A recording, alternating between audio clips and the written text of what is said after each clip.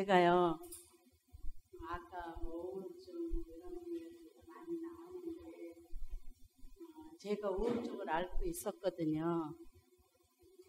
근데 이제 처음에 앓을 때는, 작년에 앓을 때는 제가 신앙으로 이겨보겠다고 약도 안 먹고 굉장히 이렇게 괜찮았어요. 이제 내가 우울증을 이겼다고 생각을 했어요. 그리고 그 전에 이제 우울증 앓는 사람들 이야기 들으면 제가 흉을 봤어요. 아, 한가해서 그래. 저 사람 일이 없어서 그래. 걱정이 없어서 그래. 그리고 흉을 봐서 그랬는데 내가 우울증이라 하니까 나는 어떻게 해서라도 이겨야 돼.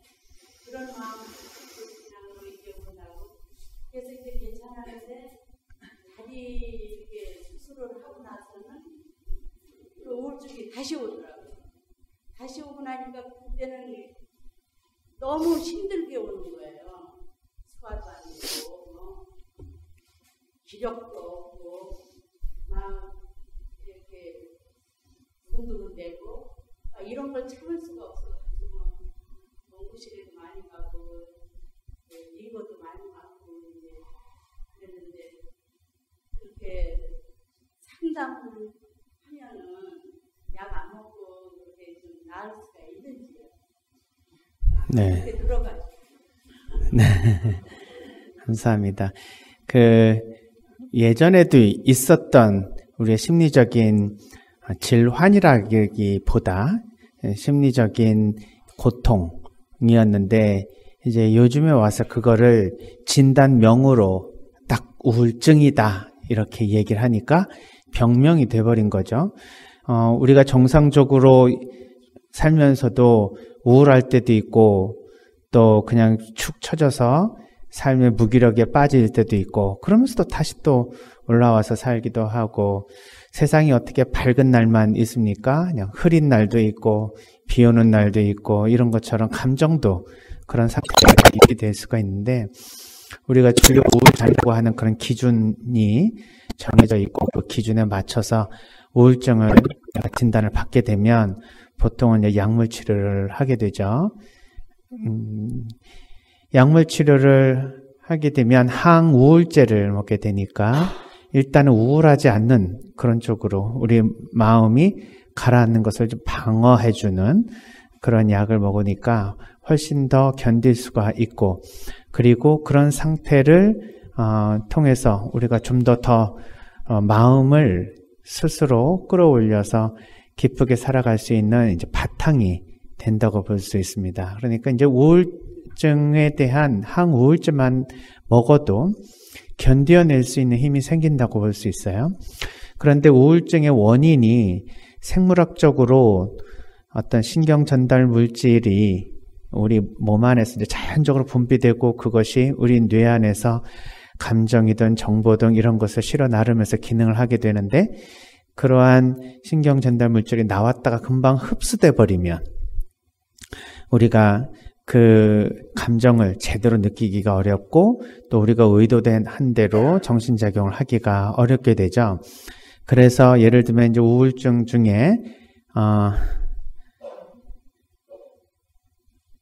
SSRI라고 하는 그러한 그 항우울제 계통이 있어요. 그게 이제 Selective Serotonin Reuptake Inhibitor라고 하는 거에 대한 약자인데 선택적으로 세로토닌이 재흡수되는 것을 방해하는 약물이다. 이런 뜻이에요. 그러니까 우리 몸 안에 사실은 자연적으로 나오게 되는 우리의 신경 전달 물질, 호르몬이라고도 얘기를 하는 이러한 자율신경계에 영향을 받은 우리의 신경 전달 물질이 나오기는 하는데 순간적으로 흡수가 돼서 우리의 우울증을 일으킨다면 그거를 재흡수되지 않도록 막아주는 약물이 존재하면 그러면은 우리가 조금 더 이제 감정을 잘 통제하거나 아니면 잘 느낄 수 있도록 해주는 거죠. 잘 기능할 수 있게 해준다 이거죠. 그런데 이렇게 생물학적 원인으로만 우울증을 이야기할 수 있느냐 하는 거예요. 많은 경우 우리는 우리의 심성과 우리의 육체는 연결되어 있다는 걸 알고 있습니다. 우리가 상한 음식을 먹을 때 실제로 속에 탈이 나죠. 이거는 생물학적으로 물리적으로 설명할 수 있는 그러한 우리 몸의 상태를 말하는 거죠. 예를 들면 상했으니까 우리 몸 안에 들어가서 그런 상한 세포에 의해서 우리 몸이 반응을 하니까 결국은 이거를 물리적으로 설명을 할 수가 있는데, 만약에 기분이 언짢아가지고 배탈이 난다라고 할 때 설명을 하기가 어렵습니다. 물 갈아 먹어서 배탈이 나거나 아니면은 우리가 뭔가 상한 음식을 먹어서 배탈이 나는 건 이해가 되는데, 그리고 대처를 할 수가 있겠죠. 근데 정신에서 갑자기 기분이 언짢아가지고 배탈이 난다 하면 이걸 어떻게 설명할 수가 있느냐 하는 거예요. 우리의 마음작용에 의해서 실제로 신체가 영향을 받는다라는 걸 우리가 경험하고 있는데, 이걸 명확하게 그 메커니즘을 밝히기가 어렵습니다. 예를 들면 지금 여러분 이 오른쪽, 왼쪽 오른쪽 이 손에 뭔가 이렇게 내가 제일 싫어하는 그런 어떻게 표현할까요? 그냥 나는 뱀이 제일 싫은데 갑자기 내 몸에 뱀이 기어간다. 이렇게 한번 생각을 해보세요. 그럼 이제 소름이 막 돋겠죠? 순간적으로. 그런데 어떤 분들에게는 그런 정도의 소름이 아니라 실제로 혐오스러운 접촉이 내 피부에 닿은 것 같은 생각만 하더라도 몸에 종기가 일어나거나 부스럼이 일어나기도 합니다. 저는 그런 분도 봤어요. 순간적으로 이제 생각을 내가 갑자기 너무 깊은 동굴 속에 빠져가지고 헤어나올 수 없을 것 같다 라는 생각을 해봐라 라고 하면 순간적으로 호흡이 가빠지고 사람이 과호흡 증후군이 와서 죽을 것 같은 그런 두려움을 느끼게 됩니다. 그러니까 생각만으로도 몸이 반응하게 되는 거죠. 그러니까 우리는 이 생각, 즉 우리가 가지고 있는 이 마음작용이 실질적으로 육체에 영향을 주게 된다는 것을 우린 경험을 알고 있어요. 그래서 우울증도 단순하게 이렇게 신경전달 물질에 의한 영향력으로만 해석하기 어렵습니다. 우리의 지금까지의 삶에 여러 가지 생각에 대한 하나의 패턴이 형성이 되고 늘 같은 자극에 대한 같은 방식으로 해석을 하는 과정이 우리에게 자동적으로 생겨나면 그 과정에 의해서 계속 부정적인 감정이 일어났는데 이게 처음엔 잘 몰라요. 근데 오랜 시간 동안 부정 감정이 일어나는 생각 패턴을 유지하게 되면 그것이 쌓이고 쌓여서 어느새 내가 굉장히 우울해지는 상태로 돌변해집니다. 마치 우리가 안개 낀 곳을 지나가면 옷이 젖는 걸 잘 몰라요. 근데 그 이슬비에 옷 젖는 것을 나중에 보면 순간적으로 어머 내 옷이 젖어 있네 하고 느껴지는 것과 같습니다. 이건 오랜 시간 동안 내가 우울한 모드로 우울한 감정을 계속 일으키게 만드는 나의 생각 패턴에서 시작이 됐다라고 볼 수 있는 거죠. 그러니까 내가 생각을 어떻게 해오고 있는지에 대한, 이건 좀 어려운 말로 보면은 자기의 생각에 대한 인지 패턴 또는 자동화된 사고 패턴 이런 식으로 말하거든요. 이런 자동화된 사고에 대한 내 생각을 분석하고 그것이 어떤 자극을 받으면 어떤 부정 감정을 일으키도록 내가 생각을 하게 되는데 이거에 대해서 내가 정확하게 다시 한번 알게 되고 이제 생각의 패턴을 바꾸는 연습을 하게 되면 똑같은 자극이 와도 똑같이 부정적인 감정으로 내가 반응을 하지 않게 되니 이것이 또 계속해서 오랜 시간 동안 이런 방식으로 생각을 하게 되면 내가 예전에 생각했던 것과는 다른 방식으로 내 정서 상태가 변하게 된다. 이러한 그 과정을 우리는 인지치료라고 합니다. 그래서 생물학적으로 약물치료가 있고 인지치료가 있는데 그러면 어떤 것이 더 유효합니까? 이걸 가지고 정신의학이나 심리학 하시는 분들은 실험을 많이 하세요. 특히 인지치료도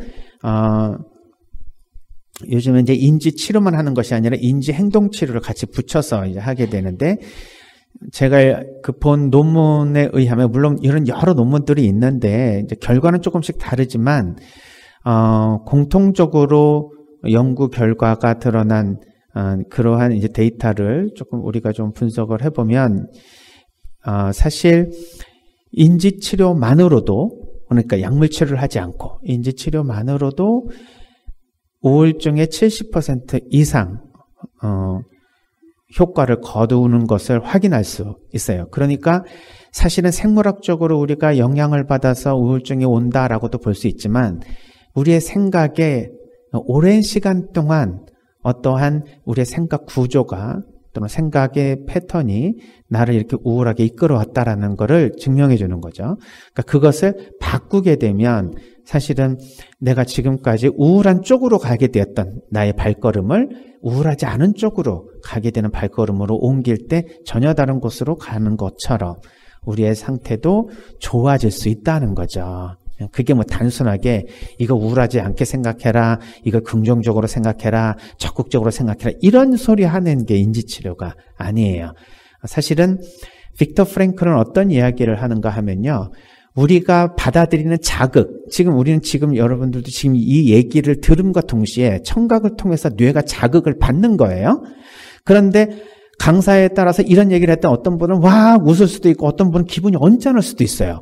왜 똑같은 자극에서 다른 반응이 일어나는가 하는 거는 내가 그 자극과 반응 사이에 어떤 생각을 했기 때문에 그렇습니다. 즉 자극이 우리에게는 항상 존재하는데 똑같은 자극에 대해서 반응하는 양식들의 사람마다 다 다릅니다. 그래서 프랭클은 이렇게 얘기해요. 우리 인생은 자극과 그 반응 사이에 그 공간에서 어떤 일이 일어나는지를 알 수만 있으면 우리는 행복해질 수 있다. 즉 우리는 이러한 자극을 받으면서 동시에 내 느낌을 가지게 되는데 그 사이에 내가 그 자극을 받아들이는 나름대로의 패턴이 있습니다. 어떤 사람은 좀 긍정적으로 보려는 패턴이 있고 어떤 사람은 부정적으로 보려는 패턴이 있겠죠. 간단히 말하면. 근데 그거를 잡아내기가 어려워요. 그게 뭔지를 확실하게 탁 요거다라고 말하기 어렵습니다. 그래서 그거를 잡아내는 것을 인지치료라고 합니다. 그러니까 자극과 반응이 온다. 누가 나를 욕했어요. 야, 이 바보야. 그때는 화가 확 났어. 뭐라고? 너는 얼마나 잘났어? 라고 말했어요. 자, 그럼 누가 나보고 야, 이 바보야 라고 말했을 때 뭐라고? 하고 말을 하기 바로 그 전에 어떤 생각이 스쳤냐는 거예요. 뭐 쟤가 나 놀렸다. 쟤가 나 무시했다. 쟤가 나 욕했다. 쟤가 나를 우습게 생각했다. 뭐 이러한 생각이 스치지 않았을까? 그 생각에 의해서 화가 났다. 이렇게 보면 그 생각을 다른 방식으로 바꿀 수 있는 패턴으로 만들 수 있느냐 하는 거죠. 어떻게 바꿔요? 욕했는데? 근데 어떤 사람은 그 얘기를 듣고도 기분이 온전치 않고 왜 그래 이 바보야 하고 똑같이 농담 삼아서 맞받아 쳤다고 해봅시다. 첫 번째 바보야라고 말한 사람에게서 화가 난 사람은 저 사람이 나한테 욕을 했다고 생각을 한 거예요. 두 번째 사람이 나한테 바보야라고 얘기했으니까 왜 그래 이 바보야 하고 우스갯소리로 넘겼다는 거는 나한테 친하니까 이물 없어서 오히려 형제 같으니까 더 친해지자고 쉽게 말한 거다. 농담으로 말한 거다라는 생각을 하니까 자기도 같이 농담으로 받아쳤겠죠. 근데 왜 앞에 사람은 욕했다고 생각하고 두 번째 사람은 편하게 생각해서 이야기했다고 생각할까요? 그거는 자기가 여태까지 여러 환경에서 들어오는 이런 자극에 반응하는 어떤 하나의 반응 양식이 그런 두 가지의 다른 감정으로 우리에게 인식되도록 또는 표현되도록 해준 겁니다. 그러니까 우리는 어떠한 자극을 받으면 항상 매번 기분이 언짢고 부정적 감정으로 이끌어낼 수 있는 어떤 패턴이 내 생각 안에 끼어 있을 수 있어요. 이런 패턴도 자기가 살면서 그걸 많이 가지고 있는 분과 적게 가지고 있는 분과 아주 골수적으로 아주 그냥 절대 변할 수 없다라고 생각해 아주 강하게 가지고 있는 분과 좀 조금 뭐라고 하면 금방 또 그 생각이 바뀌게 그런 것에 대해서 그렇게 깊게 생각하지는 않지만 금방 또 바꿀 수 있도록 강도가 얕게 가지고 있는 분들이 다 차이가 있습니다. 심리 영성 프로그램 오시면 그것에 대한 것도 같이 이야기를 할 수가 있습니다. 그러니까 그렇게 한번 작업을 한번 해보시면 좋을 것 같습니다. 그래서 그러한 나의 어떤 가치관에 대한 확신 또는 중요성 이런 것들이 굉장히 강한 분일수록 그런 것을 이제 강하게 가지고 많이 가지고 있을 수 있는데 그런 사고 패턴 때문에 그런 우울이 생겨난다면 그것을 하나씩 제거해주는 치료를 하게 되는 거죠. 그래서 인지치료만으로도 그런 효과를 얻게 된다. 그러면 그 논문에서는 어떻게 얘기를 하냐면 약물치료만 우울증에서 이제 치료 기법으로 받은 사람들, 그 다음에 약물치료와 인지치료를 동시에 받은 사람들, 인지치료만 받은 사람들, 이렇게 그리고 이제 우울증이지만 처치를 받지 않은 사람들, 이런 식으로 주요 우울 장애를 앓고 있는, 즉 우울증을 심하게 앓고 있는 집단을 나누고 실험을 해보면 첫 번째로 제일 효과가 높은 집단이 어느 집단으로 나왔는지 아세요? 언뜻 보면 약물 치료하고 인지 치료하고 같이 받은 집단이 되게 많이 높이 나올 것 같잖아요. 그런데 의외로 인지 치료만 단독으로 받은 그룹이 제일 효과가 높게 나왔어요. 그 다음에 약물 치료와 인지 치료, 그 다음에 약물 치료만, 이런 식으로 순위가 일정이 됐습니다. 물론 이거는 뭐 반복 실험을 통해서 다시 이제 재검증을 해봐야 되지만 여기에서 우리가 알 수 있는 이제 최소한의 정보는 심리 상담이 실제로 우울증이 굉장히 기능한다는 거예요. 그래서 그 말은 동시에 우리가 우울증에 걸린 것은 순전히 생물학적 원인에서만 일어나는 게 아니다. 우리가 생각하는 패턴에 의해서 일어나고 있다. 그러나 제가 드리는 이 말씀이 무조건 생각에서만 오는 거자 이렇게 말할 수가 없어요. 근데 그러면 생물학적인 그런 예를 들면 도파민이나 세로토닌 수준이 작으니까 우울해졌다. 그러니까 생각도 부정적으로 갔다. 즉 생물학적 기전이 먼저 일어나고 심리적 기전이 따라왔다. 이렇게 말할 수도 있잖아요. 반대로 심리적으로 늘 그런 생각을 하니까 나중에 생물학적으로도 도파민이나 엔돌핀 수준이 떨어지느냐. 이렇게 서로 연결되는 거느냐 아니냐 이런 질문을 던질 수 있는데 상호 상관이 되는 거예요. 어느 게 우선이라고 말하기가 굉장히 어렵습니다. 서로 연결되어 있기 때문에. 그래서 지금은 예를 들면은 우리가 살아가는 데 있어서 어떤 사람은 기질을 타고나잖아요. 또 환경적인 요인도 있잖아요. 그래서 어떤 문제가 발생했을 때 이게 기질적으로 그런 거냐, 환경 영향을 받은 거냐 이런 걸 가지고 따지고 들었었는데 지금은 말하지 않죠. 왜냐하면 기질도 중요하고 환경도 중요한데 두 가지 중에 어떤 것이 우선적이고 어떤 것이 가장 중요하게 작용을 해서 원인을 주었는가 의미가 없어요. 상호작용입니다. 어떤 사람은 7대3, 어떤 사람은 8대2, 어떤 사람은 1대9라 하더라도 같이 중요하게 봐야 되는 거예요. 아니 9가 중요하지 왜 1이 중요합니까? 아니요. 1이 없었으면 9만 있다면 그래도 증상이 발현되지 않습니다. 100을 만들기 위해서 어떤 방식으로든지 7대3이든 6대4든 같이 섞여야 되는데 기질과 환경의 이 상호작용에 레시피가 어떠냐 이거하고 상관없이 무조건 100을 채우면 나타나는데 확실한 건 뭐냐면 기질과 이 환경이 상호작용한다는 거죠. 그런 것처럼 이런 생물학적 원인과 심리적인 원인이 상호작용하는 거니까 자매님한테 어떤 분이 우울을 앓는다 그래가지고 아이고 이렇게 이렇게 생각을 또는 마음의 씀씀이를 의지를 잘못해서 그러는 거다 이렇게 얘기를 하실지도 모르는데 우리 자매님 옛날에도 그렇게 보셨다면서요.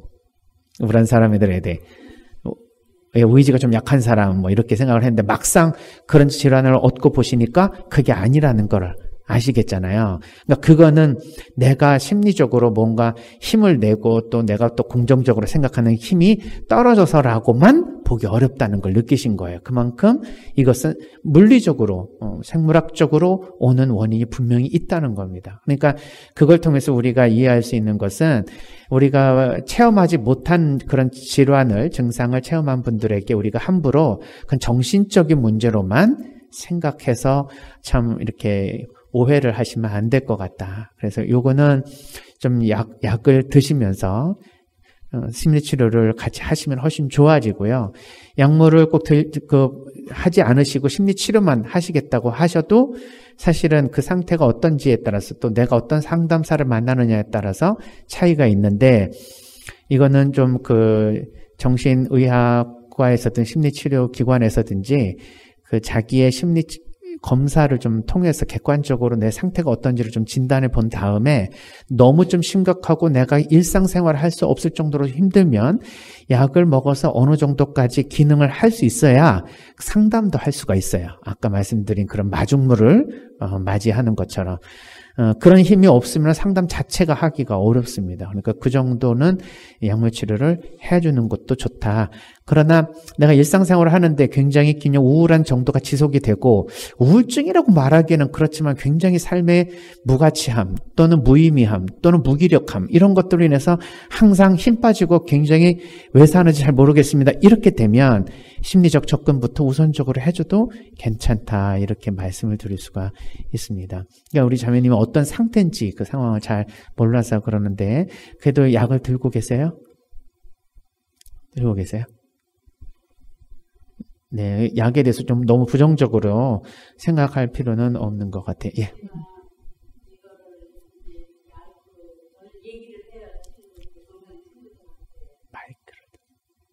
얘기를 하거든요. 그러면 답이 노래방에 가야 되고 이렇게 그런 오락프로 이런 거 봐야 되고 코미디도 보라 그리고 그런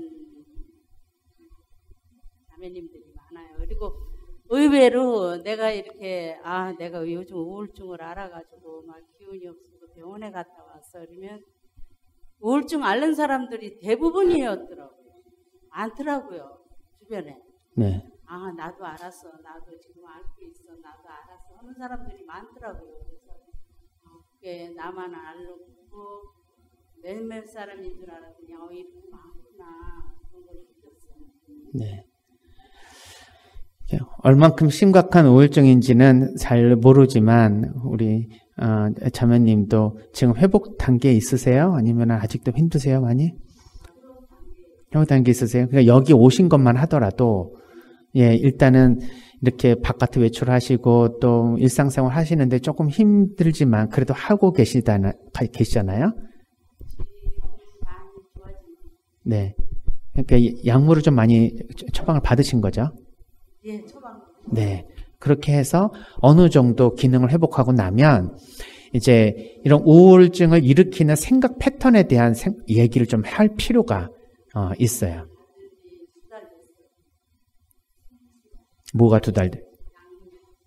2달 정도 됐다고요? 그러니까 한 달 정도 먹기 시작하니까 조금씩 효과를 느끼신 거예요? 네. 네.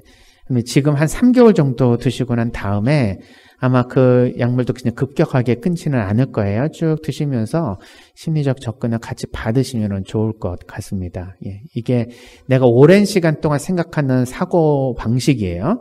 그래서 그 사고 방식이 결국 나에게 처음에는 잘 몰랐지만 10년, 20년 이런 식으로 시간이 지나다 보니까 나에게 이렇게 우울한 방식으로 삶에 영향을 미치는 그런 나만의 사고 방식이 있습니다. 그런 거를 조금 이렇게 찾아내서 그걸 조금만 변화시켜줘도 좋습니다.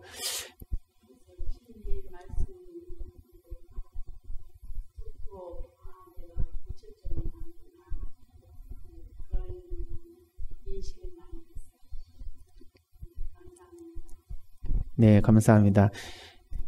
고칠 점이 많다라고 생각하면 내가 여태까지 잘못 살아왔나? 이런 생각을 하실 수 있는데요. 그게 아니라 세상이 자꾸 바뀌잖아요. 거기에 맞춰서 우리도 조금씩 바뀌어지는 거지. 내가 문제가 있어가지고 내가 이렇게 살고 있는 것이다. 이렇게 생각 안 했으면 좋겠습니다. 그러니까 나는 가만히 있어도 세상이 움직여지면 내가 어떻게 해요? 나는 가만히 있었지만 그쪽 입장에서 보면 나도 움직인 거예요. 그러니까 아우구스티노 성인도 이렇게 말씀을 하셨어요. 영성 생활에 있어서 전진이 아니면 퇴보다. 이해가세요? 가만히 있는 건 없다는 얘기예요. 흐르는 강물 위에 보트를 딱 태워놓고선 우리가 상류로 가기 위해서 열심히 노를 저어보세요.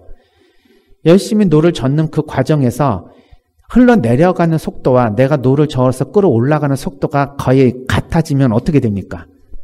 그나마도 제자리죠. 그 제자리가 아무것도 하지 않아서 제자리가 아니라 열심히 노력하니까 그 제자리예요. 그나마도.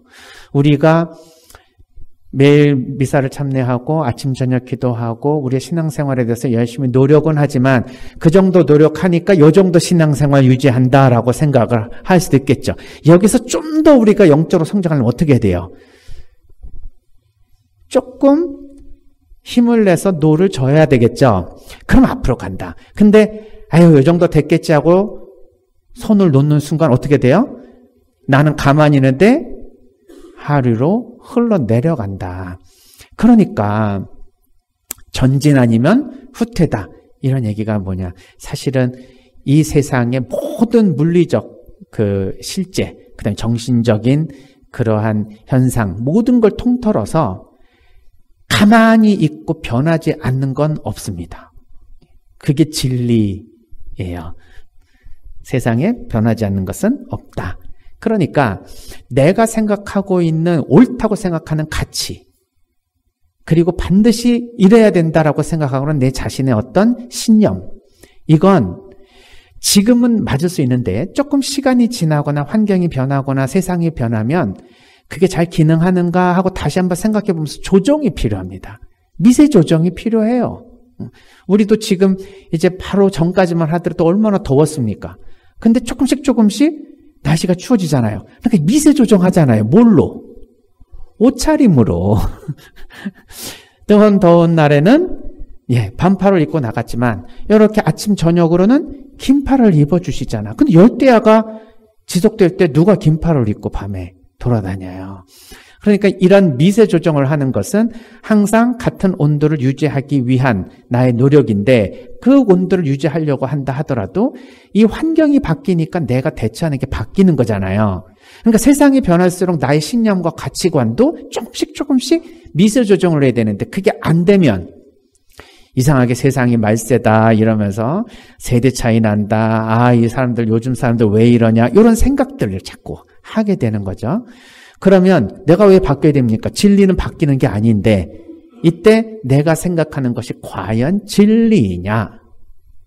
시대나 환경이나 세대가 변해도 절대 바뀌지 않는 그러한 무조건적으로 옳은 진리냐라는 것을 생각해 볼 때 그런 건 그렇게 많지 않다. 우리가 대부분 사람과의 관계에 있어서 충돌하는 가치관, 충돌하는 의견은 대부분 변화를 할 수 있는, 바뀔 수 있는 그러한 내용들이지 끝까지 그걸 유지해야 될 진리는 아니다.